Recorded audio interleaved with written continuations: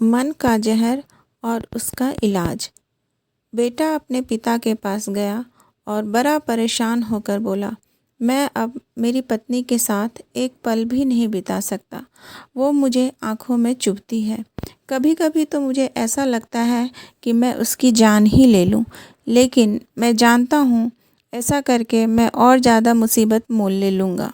पिताजी, मैं आपके पास आया हूँ, आप ही मुझे कोई रास्ता बताइए। पिता ने एक गहरी सांस भरी और बोले, देख बेटा, मैं तुम्हें तुम्हारी पत्नी से छुटकारा दिला सकता हूँ। मेरे पास एक धीमा जहर है जो व्यक्ति को धीरे धीरे ख़त्म करता है। मैं तुम्हें वो देने के लिए तैयार हूँ, बस तुम्हें मेरी एक शर्त माननी होगी। दरअसल ये शर्त भी तुम्हारे भले के लिए ही है। तुम्हें आज से ही अपनी पत्नी से अच्छा व्यवहार करना होगा, उससे प्यार से बात करनी होगी, उसका एक बच्चे की तरह ख्याल रखना होगा, उसकी बातें, उसकी शिकायतें सुननी होगी। और ये सब इसलिए ताकि जब वो मरे तो किसी को तुम पर शक ना हो। थोड़ी देर तक वहाँ शांति छाई रही। फिर पिता ने कहा कि अगर ये सारी बातें तुम्हें ठीक लगे तो उस डिब्बी में वो सफ़ेद पाउडर है, उसे रोज़ थोड़ा थोड़ा अपनी पत्नी के खाने में डालते रहना। बेटे ने वो डब्बी उठाई और वहाँ से चला गया।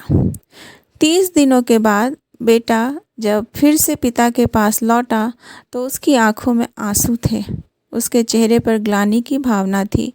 वह अपने पिता के पैरों में गिर पड़ा और बोला, पिताजी, मैं अब अपनी पत्नी को नहीं मारना चाहता, मैं उससे बहुत प्यार करता हूँ।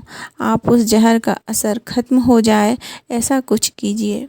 पिता ने अपने बेटे को उठाया और बोला, डरो मत बेटा, उस डिब्बी में सिर्फ चावल का आटा था। असली जहर तो तुम्हारे मन में था। जो मैंने तुम्हें शर्तें बताई थी उस जहर का तोड़ था।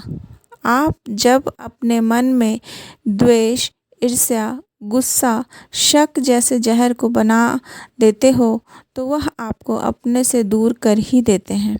उनसे निपटने का यही तरीका है कि अपनों की बात सुने, अपनों का ख्याल रखे, दया भाव रखे, माफ़ करना सीखे और ज़्यादा अपेक्षा ना रखें। इस कहानी से हमें जो सीख मिलती है वह हमारे जीवन में रिश्तों को सुधारने और विषम भावनाओं से निपटने के लिए बहुत महत्वपूर्ण है।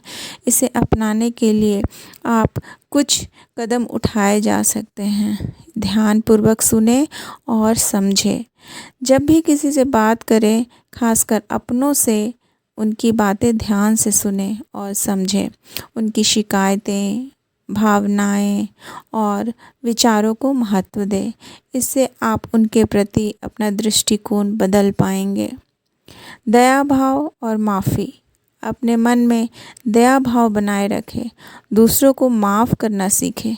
यह याद रखें कि हर किसी से गलती हो सकती है और माफ़ी देना रिश्तों को मजबूत करता है। छोटी छोटी बातों पर गुस्सा करने की बजाय माफ़ करें। आशाओं को सीमित रखें। अपनों से ज़्यादा अपेक्षाएं ना रखें। जब हम ज़्यादा उम्मीद पालते हैं और वे पूरी नहीं होती तो निराशा और गुस्सा आता है। सीमित अपेक्षाएं रखें और रिश्तों में संतुलन बनाए रखें। ईर्ष्या और शक से दूर रहें। अपने मन में ईर्ष्या और शक जैसे विषैले भावनाओं को दूर करने का प्रयास करें।